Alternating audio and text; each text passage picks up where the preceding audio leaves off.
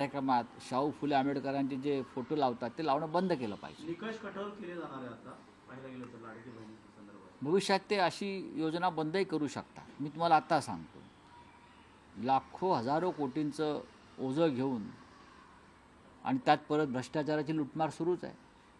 हे राज्य चालवणं सोपं नाही आहे. म्हणजे निवडणुकीच्या आधी कोणते निकष न लावता तुम्ही पैसे वाटलेत मतांसाठी आणि आता निवडणुका जिंकल्यावर तुम्ही निकष लावताय. आणि त्यात दारू दुकानांचे परवाने वाढवणं हा अत्यंत गंभीर मुद्दा आहे. लाडक्या बहिणींना 1500 रुपये देण्यासाठी हे बहिणींनी आपल्या घरामध्ये कोणतं विष आपण आणतो आहोत 1500 रुपयात, याचं आता चिंतन केलं पाहिजे. हे सरकार जे आहे हे खूप चांगल्या मनानं पैसे देत नाही. महाराष्ट्रात नव्हे तर देशामध्ये जो महागाईचा उच्चांक गाठलेला आहे. काल राहुल गांधी मंडईत गेले तेव्हा